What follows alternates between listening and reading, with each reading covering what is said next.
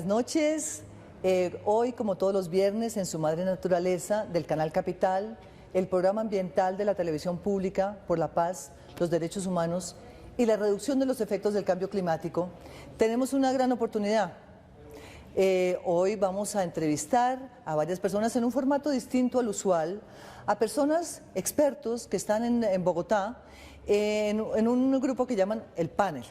Tenemos aquí a Francisco Ruiz, exdirector del Tratado de Cooperación Amazónica, que nos va a introducir por qué este tema de qué pasará con la Amazonia, cuál es el futuro de la Amazonía, cómo hacemos para que la Amazonía deje de ser en Colombia el patio de atrás, para que se convierta en el antejardín.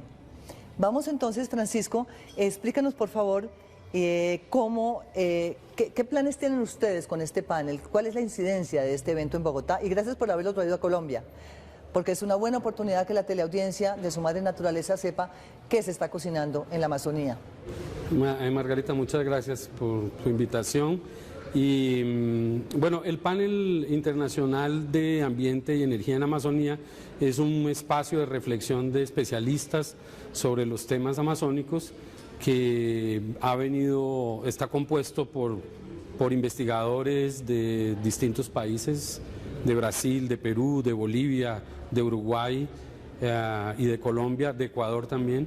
Perdón, pero la gente se preguntará, ¿y por qué Uruguay si en Uruguay no toca la Amazonía? Bueno, sí es importante esa pregunta. La verdad es que en Uruguay hay organizaciones que han venido trabajando sobre los temas amazónicos desde la investigación. Y más adelante podrás conversar también con el director de esta organización uruguaya, que es CLAES, el investigador Eduardo Gudina.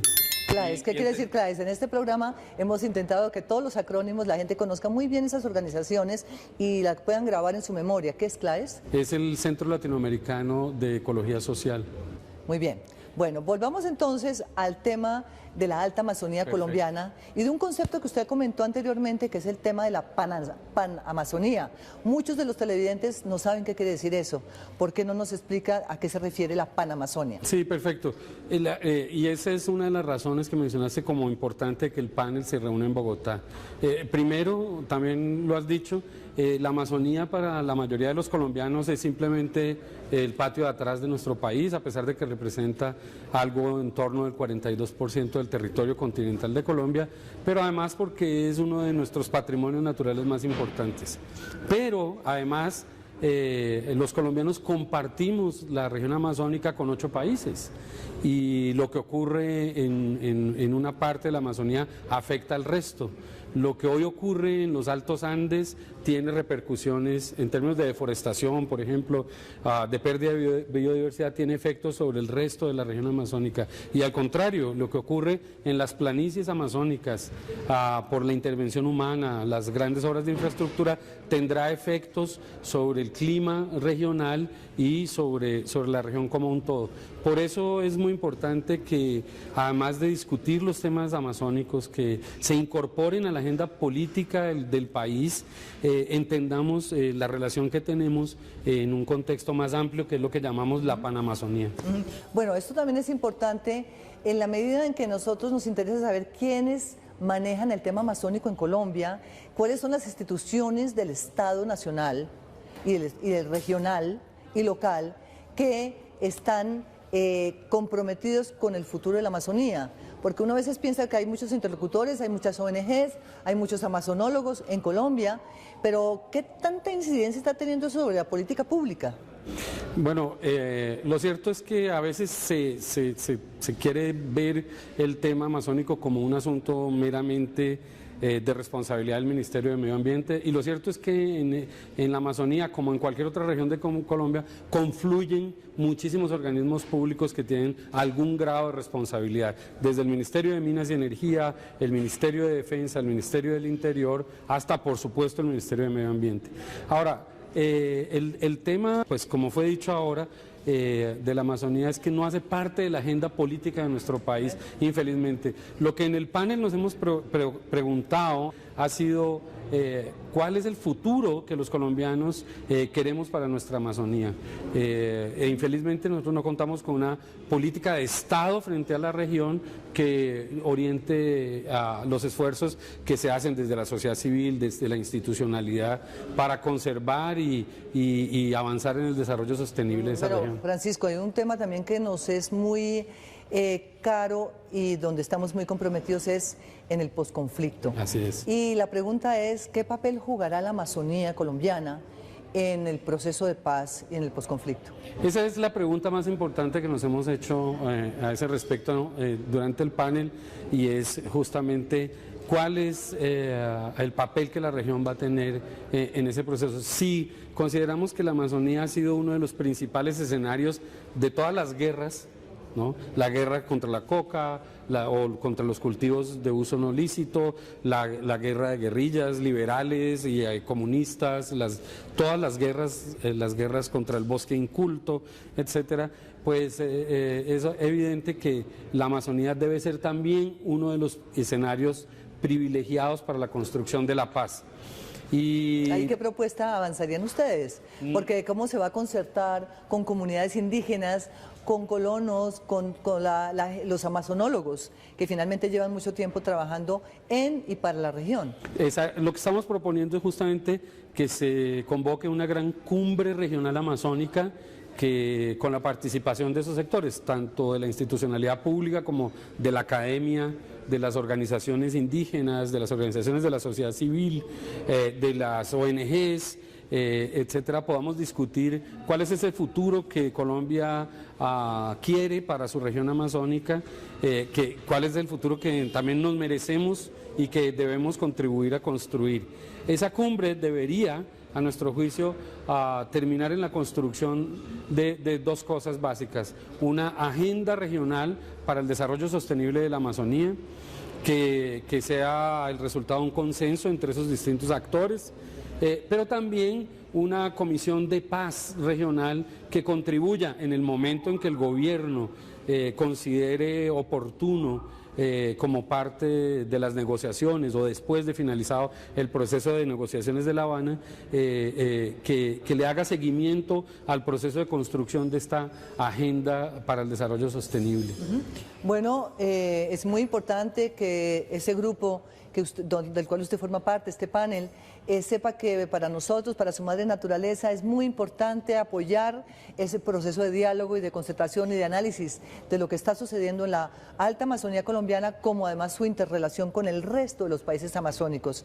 Y ojalá que este programa y otros que podemos hacer sobre el tema permitan revitalizar el Tratado de Cooperación Amazónica, permitan además que las locomotoras, cuando están llegando a la Amazonía colombiana, pues se haga con muchos límites y con muchísimo cuidado y con muchísima prudencia.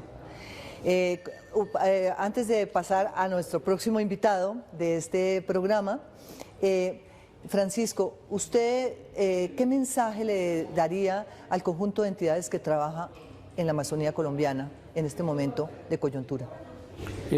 Bueno, reiterar que la Amazonía también es Colombia. Debemos prepararnos para lo que va a ocurrir con esta región en condiciones de no conflicto, que pueden dar lugar a una intervención masiva de procesos económicos que no tengan control y que pueda convertir una catástrofe en términos ambientales a la región amazónica. ¿Usted se está refiriendo de pronto a la minería, a la agricultura extensiva, a la infraestructura? Así es. Así es, los cultivos de palma extensivos, de palma africana para la producción de aceite, están en este momento a pocos kilómetros de la margen izquierda del río Guaviare, es decir, en el sur del Meta. Si cambiaran las condiciones de seguridad en departamentos como el Guaviare, podemos estar sometiendo a estas regiones del país a procesos de intervención masiva de esta naturaleza que aumentarían el riesgo en términos de la conservación de la Amazonía. Yo quiero traer a colación un ejemplo maravilloso que hay de ciudad amazónica, que es el caso de Puerto Nariño en Colombia. Y creo que mucha gente que no ha tenido el privilegio de caminar por sus calles, que son calles de peatones y de pequeños vehículos, muestra cómo se puede hacer una ciudad adaptada al ecosistema del bosque tropical húmedo. ¿Usted cree que estos modelos de ciudad amazónica podrían transferirse a otros países de la cuenca? Claro, así como también tenemos muchas cosas que aprender de lo que está ocurriendo en otros países amazónicos. Lo importante es reconocer que hay tanto procesos de urbanización, que es cada vez más, creciente en toda la Amazonía, como también los modelos y sistemas de producción en la región que son claramente insostenibles. Tenemos que ayudar a transformar la manera en que planificamos el desarrollo territorial de la Amazonía, pero también los modelos y sistemas de producción, que actualmente, como digo, no son sostenibles. Tenemos que hacer una ganadería no como lo hacemos ahora, extensiva, simplemente a costa de tumbar el bosque. También somos realistas en el sentido que no podemos sacar la ganadería que ya hoy ahí, tenemos que limitarla, eso sí, reducir sus áreas, hacerla mucho más eficiente, y para eso hay paquetes tecnológicos ya conocidos. Igual con la agricultura, tenemos que hacer una agricultura y reconocer sobre todo. El país no ha hecho un reconocimiento y un pago por los servicios ambientales que la Amazonía le provee no solo a nuestro país, sino al clima global. Y no se han hecho. Nosotros no hacemos transferencia de subsidios directos para la conservación a poblaciones amazónicas y es hora de que empecemos a hacerlo. Este es un mensaje contundente, necesario, que esperamos que nuestro amigo el ministro de Medio Ambiente tenga en consideración, y vamos a seguir con este programa Su Madre Naturaleza con más temas sobre la Panamazonía. Ya volvemos. Continuamos con Su Madre Naturaleza de Canal Capital y estamos realmente comprometidos también con el futuro de la Amazonía, no solamente de la Amazonía colombiana, sino de la Panamazonía.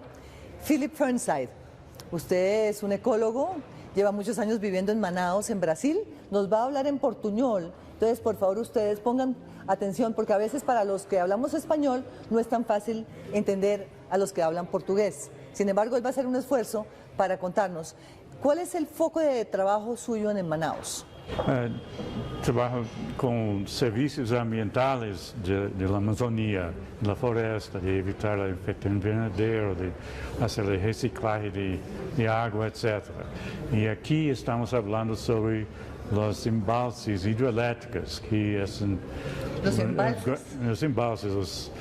las represas, que es un gran amenaza a la Amazonía. Hay muchos impactos que no son bien avaliados, son subestimados y los beneficios son sobreestimados. Y la tomada de decisión siempre lleva a este modo de desarrollo que está destruyendo los ríos de la Amazonía con grandes impactos sobre la población de la región. Bueno, hablando con Philip anteriormente, nos comentaba la cantidad de proyectos hidroeléctricos que tiene el Brasil en particular. Y pues nosotros en Colombia no estamos muy enterados de cuáles son los proyectos hidroeléctricos que hay en Colombia, en la Amazonía colombiana. Pero lo que sí es importante es que usted nos haga en cuenta y le diga a la teleaudiencia cuál va a ser ese impacto con la deforestación, con las emisiones de gases de efecto invernadero, con de todo ese proyecto, esos megaproyectos del sector hidroeléctrico.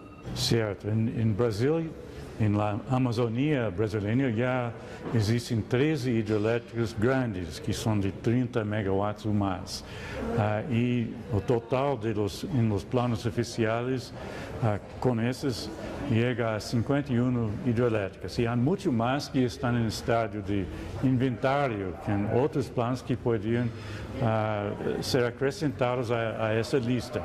Y hay muchos otros en los otros países amazónicos. Había un levantamento de Feiner y Jenkins, publicado recientemente, con mapeamento de 151 hidroelétricas en la zona andina. Ojo, que incluye- repitemos eso, 151 proyectos hidroeléctricos en la zona andina. Esos son muchos proyectos de embalses. Sí, embora ese incluye proyectos pequeños también, no solamente los muy grandes. Pero algunos en Colombia, pero gran parte están en Perú y Bolivia, otras partes. Mas hay un gran número de proyectos en la parte montañosa. Pero há também alguns grandes na parte baja de Peru, sobretudo, mas também em Bolívia e Equador. Muitos, inclusive, que são financiados e construídos por Brasil, nesses países. O sea que Brasil exporta tecnología para construir hidroeléctricas en otros países de la cuenca amazónica. Sim, são financiados e com os construtores, etc., brasileiros. E para exportar também energia para o Brasil. Então, há grande impacto com esse.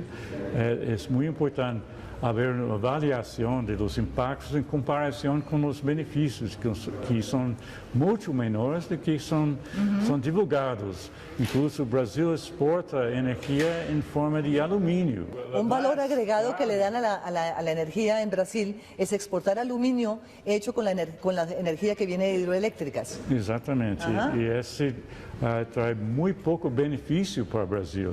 São somente 2,7 empregos por cada gigawatt-hora de energia. É quase o pior de todas as opções em termos de emprego. Então, estamos exportando a energia para o mundo e importando os impactos ambientais do consumo do resto do mundo. E esses impactos quedam com os ribeirinhos, com os indígenas en la Amazonía. Bueno, hablando de esto justamente, cuando pensamos en deforestación para construir los famosos embalses, muchas comunidades indígenas y pueblos viven en esos bosques. ¿Qué va a pasar entonces con toda esa población que vive, que conoce la naturaleza y que no podría verse desplazada en las ciudades mendigando o quién sabe haciendo qué, engrosando las filas del proletariado urbano, como dirían algunos? ¿Qué pasa con esa población indígena que pertenece a ese ecosistema? Sí, ya es una gran preocupación porque los pueblos indígenas y los ribereños dependen del río para todo, la pesca, para el transporte, toda la vida depende del río. Y los planos son para convertir todos los ríos del río Madeira para el este en cadenas de lagos. Entonces es inundando justamente el local de vivência desta população, para desplazar toda a população tradicional, não os que chegam agora com as carreteras, mas os tradicionais estão sendo desplaçados. E eles não têm habilidades para empregos urbanos ou outras coisas, são muito hábeis para viver com pesca, com os recursos do rio, mas não para outras coisas. Então, esse impacto humano enorme que não está sendo considerado em las decisões. E mesmo se tivesse todos os impactos bem anotados, as pessoas desplazadas, os efeitos invernadeiros, os pestes e todas as coisas que são impactadas, muitas vezes teria a mesma decisão que necessita de energia para o progresso do Brasil, vai ser de qualquer forma. E esse tem que mudar, porque não é verdade que precisa tanta energia. Bueno, pues fíjense ustedes, el tema de esta demanda de energía desde el sector hidroeléctrico, pues puede ser como una, hay que cuestionar realmente si se está necesitando toda esa energía y sacrificar toda esa gran cantidad de miles de hectáreas de bosque que se tumbarían y que se están tumbando ya en la Amazonía, en la Panamazonía, para producción de energía eléctrica y producción de aluminio que no paga porque no produce ni empleos y lo que está produciendo es un gran deterioro ambiental. Sí, y hay también impactos que llegan a Colombia. Por ejemplo, el cambio climático es una cosa que afecta fuertemente a Colombia. Incluso las simulaciones de clima muestran la Amazonía colombiana como un punto caliente y también donde proporcionalmente há más sequía do que en otras partes. Mesmo que ya hay mucha lluvia, puede disminuir sin tantos daños quanto em outras partes do Brasil cerca a parte mais seca, pero em termos proporcionais, Colômbia é o ponto quente, mais quente de toda a América do Sul em termos de proporcionais. E esse é com calamento global, mas também é com as mudanças com deforestação. Se o Brasil converte toda a sua área amazônica em grande pastizal de ganadaria, as consequências também querem em Colômbia, com mais sequia e mais calor. E justamente o foco é nesta parte da Amazônia. Bueno, quiero decirles que en portugués ustedes hablan del efecto estufa. Sí. Que para nosotros en español pues suena muy curioso, porque la estufa es otra cosa. Ese es efecto invernadero. Efecto invernadero, y a lo cual se está refiriendo Philip es precisamente que con la deforestación caen los árboles, la biomasa, esa biomasa se pudre y ese efecto produce metano, y ese metano es uno de los orígenes del efecto invernadero, que llaman ustedes el efecto estufa en portugués. Sí, y metano tiene un impacto sobre el calentamiento global que es mucho más por cada tonelada comparado con o gás carbono, o CO2. O sea, el número oficial actual es 25 veces. Cada 25 veces mayor. Cada tonelada de metano vale por 25 toneladas de CO2. E há outros estudos mais recentes que indicam 34 vezes mais. Então, é um impacto muito grande. E os embalses estão convertindo CO2 da atmosfera em metano, porque a fotossíntese tira CO2 do ar, crescem as plantas que vão apodrecer no fundo do lago, onde não há oxigênio. Não há oxigênio. E esse, então, se torna metano. Aquí es liberado por causa del calentamiento global. Bueno, yo pienso que con esto lo que nos está diciendo Philip de lo que estamos produciendo como decisiones políticas en los países de la cuenca amazónica, produciendo más metano que CO2, que es muchísimo más impactante para efectos del cambio climático, uno se pregunta, entonces, los objetivos de desarrollo sostenible, todos estos proyectos que tienen los acuerdos de países que vienen de Río+20, ¿en qué queda? Porque estamos por un lado promoviendo un sector privado galopante y por otro lado unas negociaciones entre gobiernos, pues que como que uno no entiende cómo es esta actividad que va en paralelo con unas negociaciones. ¿Usted puede explicar eso antes de que terminemos y pasemos a una pausa? Sim, o efeito invernadero é um problema global, é um problema enorme. Então, necessita de todos os países para haver uma resolução.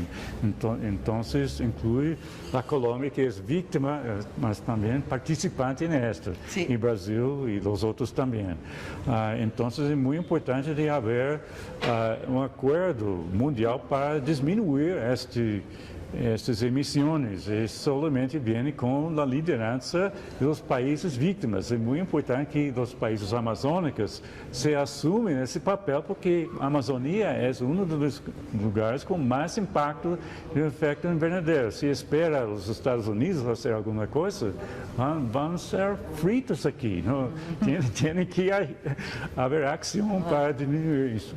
Bueno, yo les quiero recordar que todos estos temas que estamos tratando en Su Madre Naturaleza los pueden comentar, nos pueden escribir a sumadrenaturaleza@canalcapital.gov.co.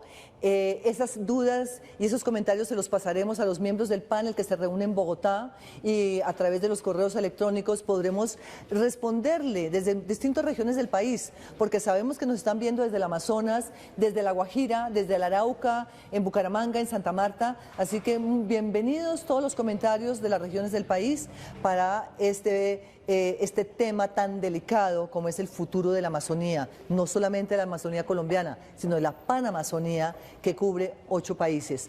Philip, muchísimas gracias, esperamos volverlo a tener en Bogotá, porque ese tema de las hidroeléctricas y de los efectos en el cambio climático es un tema que nos compete sobremanera, así que esperamos seguir incidiendo sobre la opinión pública para estos temas. Muchas gracias. Vamos a una pausa, ya volvemos.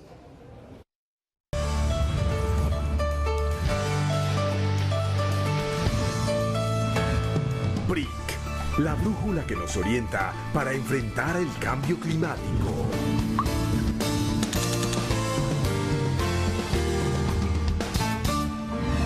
Los cambios en el clima generan impactos ambientales sobre el territorio y por ende sobre la vida de quienes lo habitan. Estos cambios se evidencian no solo en el corto plazo, a lo que se conoce como variabilidad climática, sino también en periodos largos de tiempo superiores a 30 años, lo que se denomina como cambio climático. El Plan Regional Integral de Cambio Climático, PRIC, concentra sus esfuerzos de apoyo técnico-científico para la toma de decisiones de las instituciones gubernamentales regionales del Distrito Capital de Bogotá y del Departamento de Cundinamarca, con sus 116 municipios. Eso representa un amplio territorio de más de 24.200 kilómetros cuadrados que cuenta con todos los pisos térmicos, gran diversidad productiva y cultural, páramos, bosques secos y húmedos, desiertos, humedales, ríos, lagunas. En este territorio viven 9.840.000 habitantes, es decir, el 21.6% de la población total del país. Las proyecciones de los fenómenos climáticos muestran que para el año 2040 el aumento de la temperatura media anual será de aproximadamente 1 grado centígrado y la variación de las lluvias entre 10% y 30%. Este aumento en la temperatura y la variación esperada en las lluvias puede impactar la región de maneras diversas como aumentando la migración de personas que viven en regiones con climas menos atractivos, en la disminución de la oferta de agua potable, en la introducción de plagas y enfermedades propias de climas más calientes y en la reducción significativa en la productividad agropecuaria.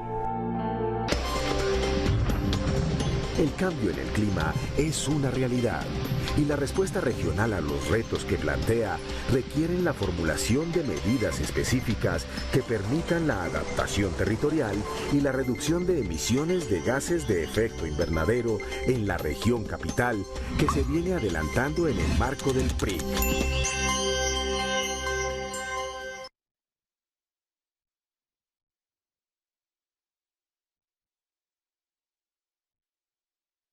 Continuamos en Su Madre Naturaleza con esta emisión sobre el futuro de la Amazonia.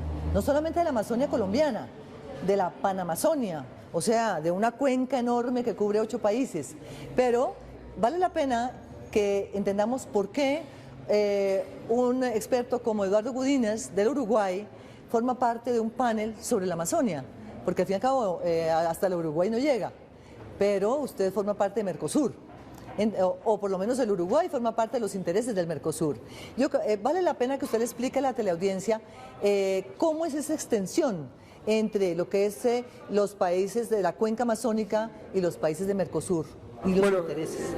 Gracias por la invitación, por estos minutos para hablar sobre Amazonía. La respuesta exige 2 abordajes. Por un lado, en el panel que se está reuniendo ahora en Bogotá, hay expertos y personas que provienen de la sociedad civil que trabajan o están interesados en temas amazónicos, independientemente de su nacionalidad.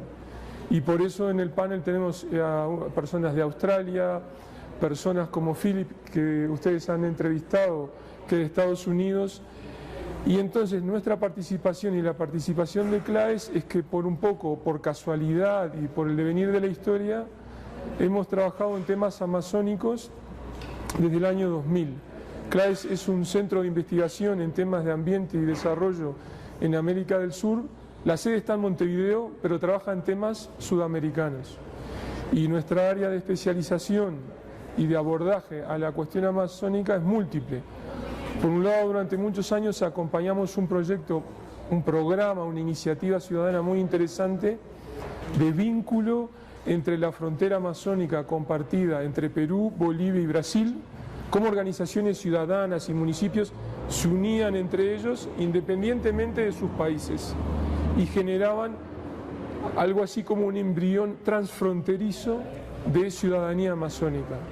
Por otro lado, el centro hace un seguimiento de temas de agropecuaria, entonces nos interesa, por ejemplo, la expansión de la soja la deforestación, especialmente en Brasil, y el centro hace un seguimiento de las cuestiones de extractivismo. Entonces nos interesan los impactos de minería y petróleo en la cuenca amazónica, y eso explica nuestro abordaje regional. Muy bien. Es bien importante que se entienda que nosotros como colombianos y colombianas estamos compartiendo inquietudes con colegas de los otros países y que realmente un tema mundial como es el futuro de la Amazonia, por todos los efectos del cambio climático que hablábamos anteriormente, sobre estas emisiones de metano tan complejas y tan poderosas que transforman el clima en la zona andina, en el comportamiento de los mares. O sea, hay una responsabilidad muy fuerte de todo esto que está sucediendo en ese punto del mundo. Entonces, Eduardo, hablemos de la minería extractiva, que es un tema que usted sabe y que lo viene trabajando y que ha publicado muchos artículos y varios libros sobre el tema. ¿Cómo ve usted este futuro, ese cambio? ¿Cómo vamos hacia una sociedad post-extractivista por obligación o si no vamos a acabar con todos los ecosistemas estratégicos del mundo? Bueno, la tendencia al extractivismo, que en nuestra definición incluye minería, petróleo y también algunos monocultivos de exportación, es esa venta hacia el exterior de grandes volúmenes de recursos naturales, genera múltiples impactos. Entonces, las novedades, pensando un poco en los televidentes del programa. En este último año, en todos los países sudamericanos, ha habido una expansión del extractivismo sin excepción, desde Guyana y Suriname hasta Chile y Argentina. Entonces, el extractivismo, incluyendo el extractivismo minero, ha dejado de ser una excepción, porque si uno le pregunta al televidente, bueno, piensa en un país minero, le va a decir Perú o Chile. Pero si yo examino la situación actual, usted va a encontrar que, por ejemplo, el proyecto de inversión más grande en Uruguay, con un gobierno de izquierda, en un país agrícola ganadero, es mega minería de hierro a cielo abierto. Entonces, en todos los países del continente hay un boom de minería, un boom de monocultivos, vinculado a la globalización. Los precios de estas materias primas son tan altos, que es muy difícil resistir la tentación de no ir a buscar hasta el último gramo de recursos naturales en los lugares más alejados de nuestros países. La otra novedad del último año es que también en todos los países sudamericanos, de nuevo, desde la Patagonia hasta el Orinoco, en todos los países sudamericanos ha habido conflictos sociales frente al extractivismo. La conflictividad ya no es una excepción, sino que es el estado de base en el cual está avanzando este tipo de desarrollo. Entonces, esta situación tensionada, contradictoria, las dudosas ventajas comerciales y económicas a largo plazo y mediano plazo de esto, la segura evidencia del deterioro social y ambiental indican que la senda extractivista no es la mejor para nuestros países. Y hay finalmente una lección de la historia. Comenzar el siglo XXI siguiendo vendiendo materias primas, como venimos haciendo de la época de la colonia, quiere decir que no somos tan innovadores como creemos. Bueno, el mensaje es contundente. Definitivamente nos estamos preguntando cuáles entonces son los modelos alternativos a todos esos recursos naturales no renovables que tenemos en estos países. Ahora, volvamos a la Amazonia, porque de un tiempo para acá uno no oye hablar, por lo menos en Colombia, de una política pública relacionada con el futuro de la Amazonia. Celebramos mucho que esta reunión se esté dando en Bogotá. Sí. ¿Usted cómo ve esa posibilidad de hacer una cumbre amazónica que pueda tratar justamente unos temas para política pública y para la paz? Bueno, eso es un tema bienvenido, es un tema necesario. Este problema que usted está relatando no es exclusivo de Colombia. En buena medida en todos los países amazónicos, la región amazónica es una región alejada, desvinculada de los intereses de la capital y en buena medida también desvinculada de la vida cotidiana en las calles, en las grandes ciudades. Entonces el tema amazónico es algo que se ve en la lejanía, es el patio trasero, dicen muchos. Por otro lado está la paradoja que ese patio trasero está más vinculado a los mercados globales que a veces a nuestras propias capitales. Y entonces decisiones que se toman comerciales o económicas en los países industrializados o en China afectan directamente si hago más o menos minería o se aumenta o se reduce la expansión de la frontera agrícola sobre la selva. Entonces la Amazonía está como tironeada entre eso global y esa desatención nacional. Y para complicar un poco más las cosas, pero que los televidentes no se depriman, también está partida dentro de la integración continental, porque todos los presidentes, desde el presidente Santos hasta la presidenta Cristina Kirchner en Argentina, son todos pro integración. Hay un discurso positivo hacia la integración. Debaten cómo llevarla a cabo, pero hay un discurso de reconstruir la unidad sudamericana. Pero la Amazonía está partida, sí, porque el 60% que está en Brasil está dentro del Mercosur, el resto está dentro de los países andinos, y para hacer todo de nuevo más complicado, Venezuela se fue de la comunidad andina y está ingresando al Mercosur, llevándose también su pedacito de Amazonia. Entonces, ningún proceso de integración actual, sea la comunidad andina o el Mercosur, están preparados para lidiar con el tema amazónico. Y eso sería clave por las implicancias especialmente en política económica y política comercial. Fíjense ustedes, nosotros en Colombia no sabíamos que casi más del 60% de la Amazonía está en Mercosur y no en el marco de los países andinos, y que estas necesidades de realmente trabajar un tratado de cooperación amazónica versión siglo XXI, claro, mucho más moderna, actualizada, es una decisión política urgente del más alto nivel, a nivel de presidencia, a nivel de los ministerios, como están interviniendo estas áreas. Bueno, esperamos entonces, Eduardo, de este panel que están haciendo en Bogotá, sí, ¿saldrán unas propuestas, sí, para el gobierno, para política pública? Bueno, estamos redactando las propuestas, de hecho está todo, sí, en la cocina, en el horno. Sí, sí, sí, claro. Para cuando este programa esté en el aire seguramente estará esa resolución. Puedo darle algunas pistas de dónde estamos apuntando. El primer consenso que hay en el panel es que realmente los megaproyectos y especialmente la proliferación de represas es un problema serio. Un segundo consenso es que los sistemas de evaluación de impacto ambiental, de consulta ciudadana, frente a estos enormes proyectos, tienen muy severas deficiencias. Entonces, para hacer estos tipos de emprendimientos y que sean evaluados con rigurosidad y seriedad, necesitamos mejorar, reformar, incluso crear nuevos mecanismos de evaluación además económica en serio, evaluación ambiental, y otro mecanismo de información pública, acceso a la información, consulta y respeto a los pueblos indígenas y coordinaciones entre los países para llevar esto adelante. Tenemos claro además de que hay temas globales que afectan la Amazonía, hay que responder frente a ellos, como es las cuestiones del cambio climático, y estamos considerando además, y viene a propósito de que nos encontramos en Bogotá, la propuesta del gobierno colombiano de discutir en el marco de Naciones Unidas objetivos de desarrollo sostenible. Entonces la gran pregunta es, ¿cuáles serían los objetivos de sustentabilidad para una Amazonía de los 8 países? Bueno, este es un mensaje absolutamente claro para la señora canciller y las mesas de negociación a nivel de Naciones Unidas, donde el tema de la Amazonía no estuvo tan presente en Río+20, pero ahora con el acuerdo de los ODS que propuso Colombia a nivel internacional, sean realmente coherentes con una propuesta de política pública para una región supremamente vulnerable y que está siendo amenazada por tantos proyectos de locomotoras internacionales. Vamos a una pausa y ya volvemos con el futuro de la Amazonia. Gracias, Eduardo Gudín. Gracias a ustedes, gracias por haber venido hasta aquí y haber compartido con nosotros estos minutos. Gracias. Continuamos en Su Madre Naturaleza con un tema que está en la agenda política, que queremos posicionar en la agenda política más bien, de los 8 países que cubren la cuenca de la Panamazonía, de la cuenca amazónica.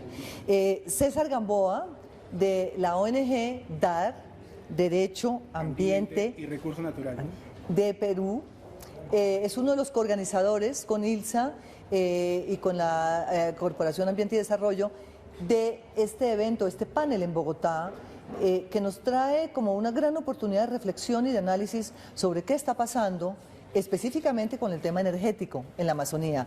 Y justamente hoy se lanza este libro que nos parece sumamente oportuno para la reflexión de todos ustedes. Entonces, vamos a hablar de este tema, César, ambiente y energía. ¿Qué está pasando con la política energética en la Amazonía? Antes que nada, muchas gracias por la invitación a tu programa, y de hecho el día de hoy se ha reunido el panel internacional, que es un conjunto de expertos que tienen experiencia sobre el tema amazónico en distintas disciplinas, y la idea es un poco intercambiar opiniones para producir propuestas y recomendaciones que puedan servir y ser útiles a los países en la mejora del desarrollo sostenible en la Amazonía, ¿no? Enfocados específicamente en los temas ambientales y en temas energéticos. No podemos negar que en los últimos años hay una serie de promoción de inversiones en la Amazonía relacionadas a temas energéticos, ¿no? En el caso de Colombia, esta idea de las locomotoras, por ejemplo, una serie de inversiones que se quieren desarrollar en la Amazonía y que van a generar impactos ambientales y sociales, van a generar impactos en la población local y especialmente en pueblos indígenas, pero también tomar en cuenta que en los propios ecosistemas, ¿no? Y realmente la gestión ambiental de nuestros países es muy débil, ¿no? Hoy por hoy, después de 20 años de experiencia en el tema del estudio de impacto ambiental, estos han quedado totalmente desfasados, ¿no? No solamente en Perú o en Colombia, sino en toda la cuenca, ¿no? Hay elementos que tienen que ser incorporados y revisados, ¿no? Entonces el panel lo que busca con esta publicación y con el evento del día de hoy es dar recomendaciones con respecto a la mejora de la gestión ambiental en la Amazonía, puesto que la Amazonía es de todos, no es solamente de Colombia o de Perú o de Brasil, que es el país que más Amazonía tiene, ¿no? En cuanto a hectáreas, sino que es responsabilidad de todos, ¿no? Bueno, ustedes ven, y nos decía Eduardo Gudiñas en el panel anterior, cómo casi más del 60% de la Amazonia está en el Mercosur. Eso es un tema que nosotros desde Colombia y la Colombia andina no teníamos ni idea, porque efectivamente vemos que países como Uruguay, como Brasil, como Argentina, tienen mucho que ver también con la Amazonía. Así es, de hecho hay que tener en cuenta que se están generando una serie de arquitectura regional, está la Unión de Naciones Sudamericanas, UNASUR, y están actores regionales que están interviniendo y afectando a la Amazonía. Un ejemplo, el Banco Nacional de Desarrollo Económico Social, el BNDES de Brasil, el año 2010 ha tenido en su cartera de proyectos 96.000 millones de dólares, y alrededor del 20% de esa cantidad de dinero ha sido invertido en la Amazonía, ¿no? En proyectos extractivos, energéticos. El Banco Mundial y el BID sumados ese año no han llegado ni siquiera a 36.000 millones de dólares. Entonces, la importancia de esa arquitectura regional para regular y mejorar un modelo de desarrollo sostenible en la Amazonía es esencial. Y es esencial que actores de la sociedad civil, población local, población que puede ser afectado, participen en la toma de decisiones para mejorar ese tipo de inversiones, ¿no? Lo que consideramos en la experiencia que hemos tenido, no solamente como mi organización Derecho Ambiente y Recursos Naturales, sino en el conjunto de expertos que hoy día se reúnen, es que la población local no está en contra de las inversiones, sino que estas inversiones no están dentro de un marco, un modelo de gobernanza de los recursos naturales, y los impactos ambientales y sociales son asumidos por esta población local y no por el titular del derecho, por el concesionario o por el Estado, ¿no? Entonces, hay temas que hay que corregir en función a estos procesos de inversiones en hidroeléctricas, en hidrocarburos, etcétera, ¿no? Fíjense ustedes cómo estas decisiones de políticas de los gobiernos nacionales se suman, y al sumar todas estas inversiones, lo que está pasando es una amenaza muy fuerte contra un ecosistema estratégico mundial, sobre el cual en muchos países como en Colombia es, como decía anteriormente, el patio trasero de Colombia, donde está habiendo, así como en Perú, en la zona de Iquitos, de la Amazonía peruana, que también hay proyectos de hidroeléctricas, de minería.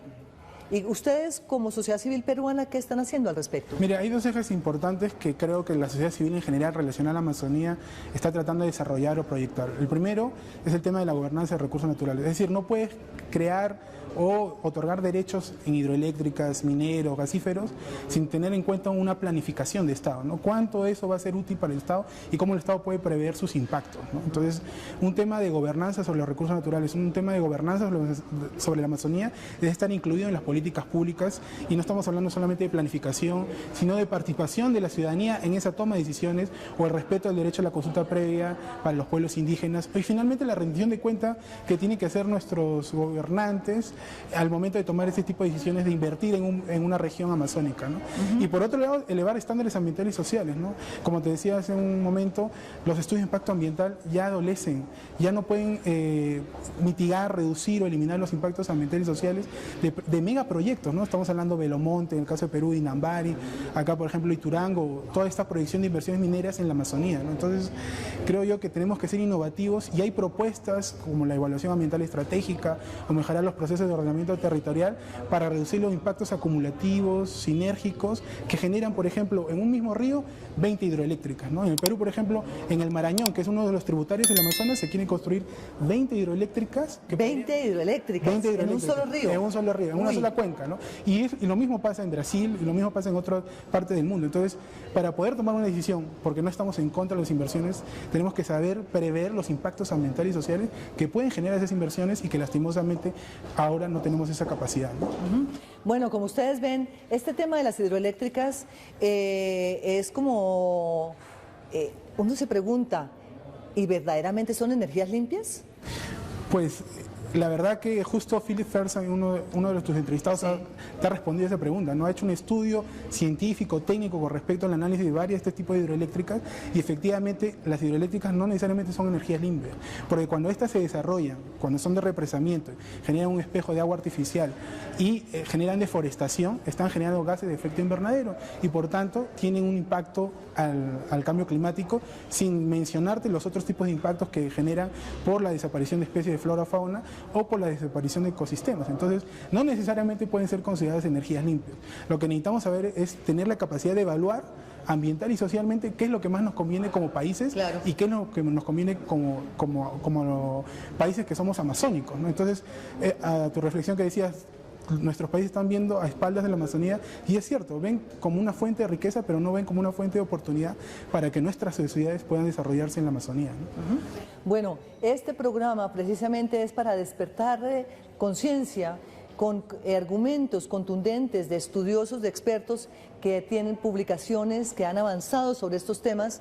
Fíjense ustedes que a veces nosotros mismos pensamos que las represas son energías limpias, pero miren ustedes el metano que están emitiendo cuando se está construyendo una represa, en deforestación, en desplazamiento de población, en toda esta biomasa que queda debajo del agua, la misma agua represada que no corre, que no fluye. O sea, ¿se justifica el costo de lo que reciben los países frente al costo ambiental y al costo social? En muchas ocasiones no, ¿no? El caso de Belomonte ha sido tremendamente discutido en Brasil, o sea, hay experiencias previas, el propio informe de la Comisión Mundial de Represas señala que en ecosistemas frágiles que tienen bosques tropicales es imposible o inviable, o el costo no justifica la construcción de una represa tal. Entonces hay otros intereses que no son los intereses públicos los que están gobernando esta toma de decisiones de invertir en la Amazonía, ¿no? Entonces tenemos que tener cuidado y tenemos que proponer herramientas, porque la idea no es solamente decir no a la inversión, sino cómo esta inversión se desarrolla ambiental y socialmente justificada en función a quienes evidentemente que todos nos debemos beneficiar en ello, ¿no? Bueno, aquí acabas de tocar un puntico que queda como una gota de aceite en todo esto, es los intereses transnacionales que hay detrás de muchos gobiernos en hacer unas mega inversiones. Y en muchos países también tenemos este problema de la transparencia, o más bien de la corrupción. Y es muy lamentable tener que decirlo abiertamente que muchas veces se pasan muchas cantidades de dineros debajo de la mesa para que estos proyectos se puedan hacer. Sí, hay un tema pendiente en nuestros países con respecto a la gestión de los recursos naturales, que es lo que tú has señalado, ¿no? El tema de la transparencia. Los sectores energéticos y mineros extractivos son muy reticentes a ser transparentes, ¿no? Ha habido algunos avances a nivel internacional y nacional, tanto en Perú como en Colombia, pero todavía es insuficiente en función de que la corrupción todavía la apreciamos y la vivimos hoy por hoy en nuestros países. Entonces, tienen que haber grandes compromisos, como por ejemplo, saber de dónde provienen las rentas, quién es el que ha otorgado esos beneficios y finalmente si estos beneficios son correctos en función al aprovechamiento del recurso natural que la empresa privada o pública está generando, ¿no? Entonces, yo creo que todavía hay un tema pendiente, ¿no? Y con respecto a la gestión propia de los recursos naturales en función a esta inversión, no solamente tiene que ver con el sector, sino con todo el proyecto, ¿no? Desde que se negocia el proyecto, desde que se ejecuta, que es la operación de exploración, explotación o construcción, hasta la etapa de cierre de operaciones, ¿no? Tenemos que saber que si hemos decidido por un proyecto, por un tipo de inversión, esta tiene que ser redituable a todos los colombianos, a todos los peruanos, a todos los amazónicos, ¿no? Y ese es un tema todavía pendiente, creo, en la agenda nacional de nuestro país. El tema de la rendición de cuentas el tema de la veeduría ciudadana frente a estos megaproyectos en ecosistemas estratégicos como la Amazonía. Bueno, llegamos al final de este programa. César Gamboa, muchísimas gracias por habernos ayudado a hacer además este programa que tiene una estructura distinta a los programas. No, muchas gracias a ustedes por la invitación y de hecho esperamos seguir colaborando en el trabajo que ustedes vienen haciendo en pos de, digamos, promocionar el tema ambiental en Pues con el Colombia, mayor gusto que este programa y otros programas que podemos hacer con ustedes estén también colgados en las páginas web de sus organizaciones a nivel de la cuenca amazónica y les recordamos que todo comentario o preguntas se las podemos mandar a César, que nos va a coordinar esos comentarios por parte de los televidentes de sumadrenaturaleza@canalcapital.gov.co. Hasta pronto y estamos construyendo la paz en Colombia.